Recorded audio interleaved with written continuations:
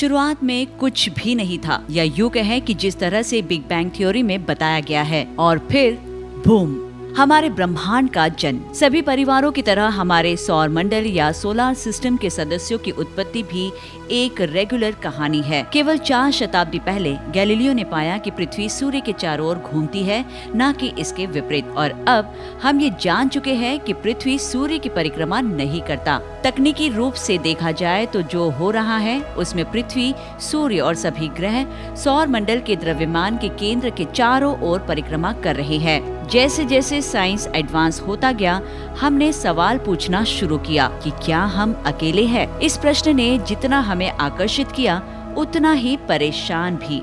इतना ही नहीं, हमने टेलीस्कोप की आंखों से ब्रह्मांड को देखने के लिए स्पेस एक्सप्लोरेशन प्रोग्राम को शुरू किया, और इसका नेतृत्व करने वाली एजेंसी नासा है। ऐसा ही एक डेवलपमेंट हमारे विशाल ब्रह्मांड में नए रहने योग्य ग्रहों की खोज के क्षेत्र में हुआ है। हमारे ब्रह्मांड में अनगिनत ऐसे ग्रह बिखरे हुए हैं जिसे हम नहीं जानते।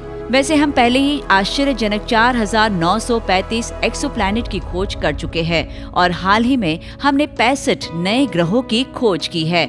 यानी अब तक कुल मिलाकर हो गए हैं पूरे 5000, जिन्हें 21 मार्च को नासा एक्सोप्लैनेट आर्काइव में जोड़ा गया, जो ग्रहों के ओडोमीटर की शुरुआत को चिन्हित करता है। अब आप सोच रहे होंगे कि हम इन एक्सोप्लैनेट की खोज कैसे कर रहे हैं, जो हमसे लाखों प्रकाश वर्ष दूर है। तो उसके लिए हमें हबल स्पेस टेलीस्कोप को थैंक्स कहना होगा, जिसकी बदौलत हम इस विशाल ब्रह्मांड को देख पा रहे हैं। और बहुत जल्द जेम्स वेब स्पेस टेलीस्कोप भी इस मिशन में शामिल हो जाएगा। ये दोनों टेलीस्कोप अहम खोज करने और ब्रह्मांड के बारे में अमूल्य जानकारी हम तक पहुंचाने के लिए महत्वपूर्ण रहेंगे। JWST अब तक का सबसे एडवांस टेलीस्कोप है, और ये बाकी के टेलीस्कोप की तुलना में 100 गुना अधिक शक्तिशाली है। हमने सभी प्रकाश के ग्रहों की खोज की है, जिसमें छोटे चट्टानी दुनिया, बृहस्पति से बड़े गैस जायंट्स और बेहद गर्म रहने योग्य ग्रह शामिल है। इन सभी में केपलर 1649c ऐसा ही एक ग्रह है। इसकी खासियत पृथ्वी के समान ही है। दरअसल ये सबसे अधिक रहने योग्य ग्रह है जिसे हमने खोजा है, जो जीवन को आश्रय दे सकता है। ऐसा ही एक और ग्रह है प्रोक्सिमा सेंटोरी b, जो पृथ्वी से 4.1 प्रकाश वर्ष की दूरी पर स्थित है। ये लाल बौने तारे प्रोक्सिमा सेंटोरी के रहने योग्य क्षेत्र में परिक्रमा करता है, जो सूर्य के सबसे निकट का तारा है। अन्य और एक्सोप्लैनेट है जो पृथ्वी के बेहद करीब है और जहां जीवन जीना मुमकिन है। इसके अलावा Barnard's star b, Ross 128b, Luyten b और वुल्फ 1061c भी शामिल है। तो अगर कभी आने वाले समय में रहने लायक ग्रहों की तलाश की जाए तो इन खगोलीय क्षेत्रों को ऑप्शन माना जा सकता है। अब तक हमने इनमें से 55 पृथ्वी जैसे ग्रहों का पता लगा लिया है, और वैसे भी जिस तेजी के साथ हमारी तकनीक आगे बढ़ रही है, क्या पता आगे हम और क्या क्या करने में सफल रहे।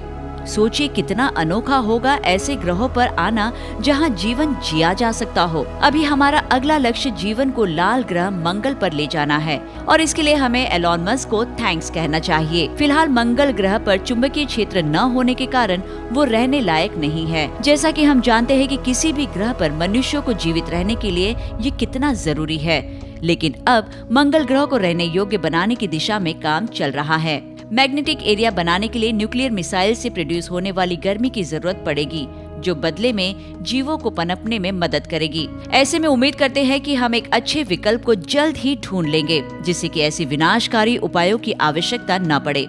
वैसे मंगल ग्रह कभी भी हमारे लिए फाइनल डेस्टिनेशन नहीं रहा, बल्कि ये हमारा टेम्पररी होम होने जा रहा है।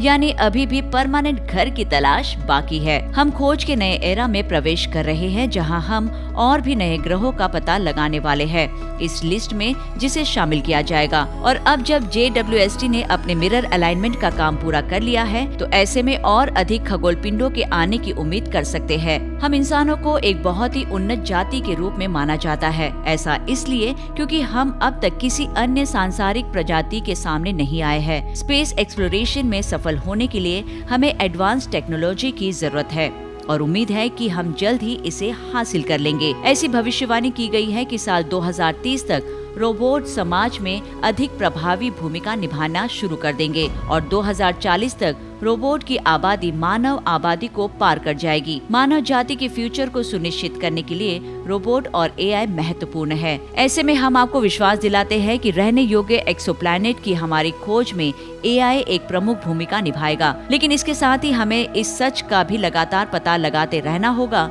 कि क्या हम अकेले हैं।